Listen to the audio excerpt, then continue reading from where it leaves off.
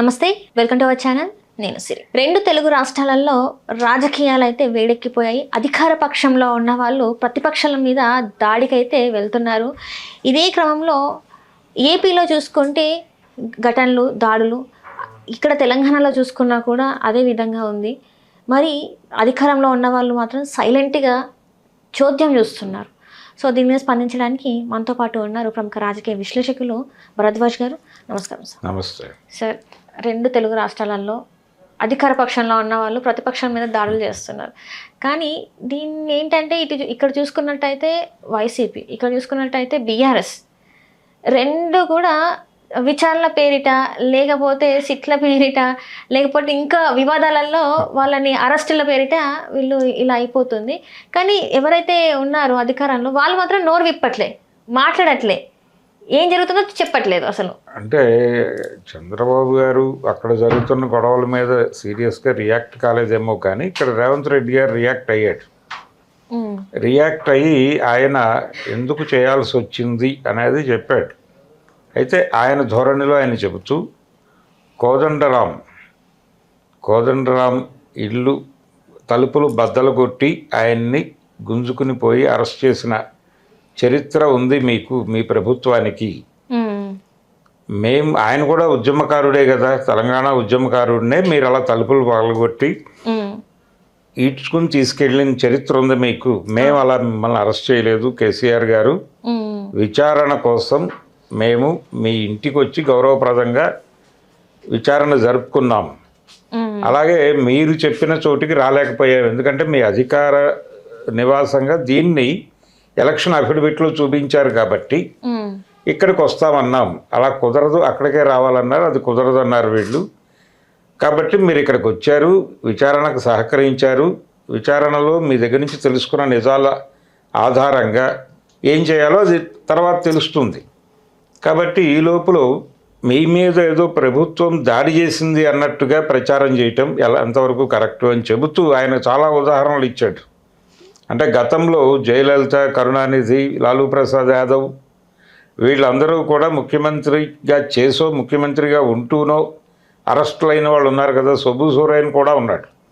Cebu Soren నిజానికి ఆ రాష్ట్రాన్ని తీసుకొచ్చినటువంటి నాయకుడే. జార్ఖండ్ ముక్తి మోర్చా పేరుతో ఆయన రాష్ట్రానికి నాయకత్వం వహించాడు, కేసీఆర్ లాగానే. కాబట్టి ఆయన మీద అవినీతి ఆరోపణలు వచ్చినప్పుడు ఆయన్ని కూడా అరెస్ట్ చేశారు. కాబట్టి మీరేదో మిమ్మల్ని మీరు ప్రత్యేకంగా భావించకండి, ఆ భావనని ప్రపంచం మీద రుద్దకండి అని చెప్పాడు ఆయన. అంటే చాలా ప్రిపేర్డ్గానే ఉన్నాడు రేవంత్ రెడ్డి గారు. ఇది ఒక గొడవ, అంటే ఏపీలో జరుగుతున్న స్థాయిలో లేదు. ఇక్కడ ఏదో ఒక కేసులో ఇరికించాలి, ఏవో 2-3 కేసులు అందరి మీద పెట్టేస్తే బాగుంటుంది అనేటువంటి ఒక ఆతృత కనిపిస్తోంది తెలంగాణ ప్రభుత్వంలో. ప్రతిపక్షంలో సాధ్యమైనంత మంది మీద ఏదో రకంగా కేసులు పెట్టేయాలి. ఏమిటి గొడవ, ఎందుకు ఇంత ఆతృత పడుతున్నారు వీళ్ళంటే, ఈ కేసులు పెట్టేస్తే వీళ్ళందరూ కంట్రోల్లో ఉంటారు. ఎవరికి కంట్రోల్లో ఉంటారు? రాష్ట్ర ప్రభుత్వానికి కాదు, కేంద్ర ప్రభుత్వపు కనుసన్నల్లో ఉంటారు.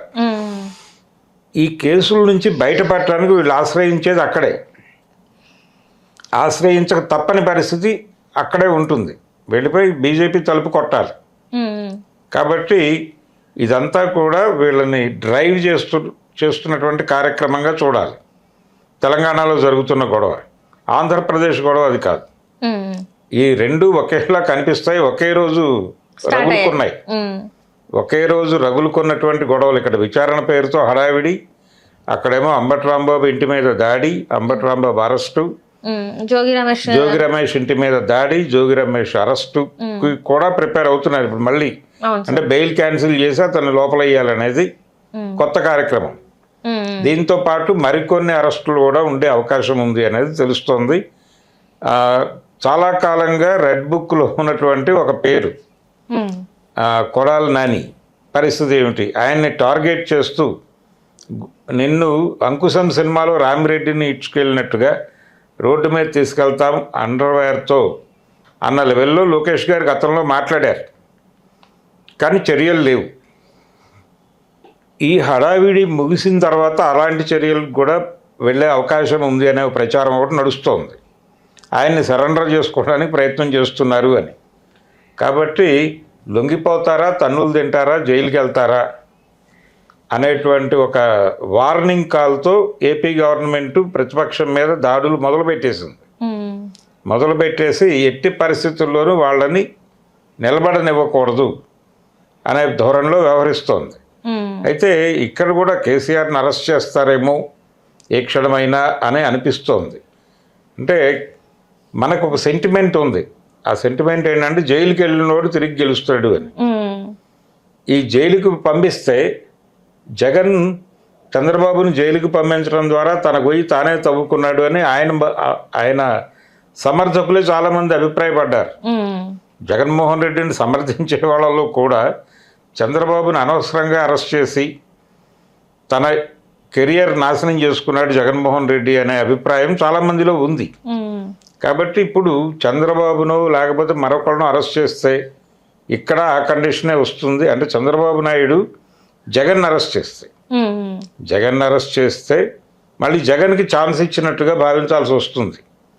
అలాగే ఇక్కడ కూడా తెలంగాణలో కూడా ఇప్పుడు కేసీఆర్ని అరెస్ట్ చేస్తే కేసీఆర్కి ఛాన్స్ ఇచ్చినట్టు అవుతుంది అని ఆందోళన పడుతున్న బ్యాచ్ కూడా ఉంది. అట్లాంటప్పుడు మరి ఈ విచారణతో ఎందుకు సార్ టైం వేస్ట్ చేయడం? టెన్షన్ పెట్టడం, పోలీసుల టైం వేస్ట్ అవుతుంది కదా. ఇక్కడ పోలీసుల టైం వేస్ట్ అయినప్పటికీ వీళ్ళని పొలిటికల్గా ఇబ్బంది పెట్టడం, జనంలో పలచన చేయటం, ఈ పలచన చేసే క్రమంలో సరెండర్ చేసుకోవటం. కానీ వీళ్ళని పిలిచింది విట్నెస్ లాగా కదా సార్. విట్నెస్ లాగా పిలిచి మీకు ఏమైనా తెలుసా అని అడగడానికి పిలుస్తున్నారు. ఇందులో అరెస్ట్ చేసే అవకాశాలు ఉంటాయంటారా సార్? మరి చెప్పలేము. అంటే వీళ్ళు అబద్ధాలే చెప్పారు, వీళ్ళు వాస్తవాలు వేరు, వీళ్ళు చెప్పింది వేరు, విచారణలో వీళ్ళు నిజాలు చెప్పడానికి సహకరించటం లేదు అని సిట్ భావించి అరెస్ట్ చేయొచ్చు. చేయకుండా వదిలేయడానికి అవకాశం ఏమీ లేదు, చేయడానికి కూడా అవకాశం ఉంది. అక్కడ కూడా అరెస్టుల పర్వం జరుగుతోంది. జగన్ దాకా వెడుతుందా లేదా అనేది వేరే గొడవ. కానీ ఇక్కడ కేసీఆర్ని పక్కన పెట్టి మిగిలిన వాళ్ళని అదుపులోకి తీసుకునే అవకాశం ఉంది. అలా అదుపులోకి తీసుకోవడం ద్వారా ఒక సరెండర్ నోట్ రాయించుకుని వీళ్ళందరినీ వదిలిపెడతారు. కానీ ప్రస్తుతానికి బీఆర్ఎస్ ఓపెన్గానే బీజేపీ కాంగ్రెస్ కలిసి ఆడుతున్న గేమ్ అనే మాట నిన్న కేటీఆర్ మాట్లాడాడు ఓపెన్గానే. ఒక రకంగా వాస్తవం కూడా. అంటే రాష్ట్ర ప్రభుత్వం, కేంద్ర కాంగ్రెస్ వేరు, రాష్ట్ర కాంగ్రెస్ వేరు. కాబట్టి రాష్ట్ర కాంగ్రెసు, రాష్ట్ర ప్రభుత్వం కేంద్ర ప్రభుత్వంతో కలగలిసి నడుపుతున్నటువంటి డ్రామాలుగా అయితే చూడాలి వీటిని. సో ఈ హడావిడి అంతా కూడా సరెండర్ చేసుకోవడం కోసం. అక్కడ జగన్మోహన్ రెడ్డిని కొత్తగా సరెండర్ చేసుకోవడానికి ఏమీ లేదు. కాబట్టి రాజకీయ ఉనికి చాటుకోవడానికే తెలుగుదేశం పార్టీ ఈ ప్రయత్నాలు చేస్తోంది.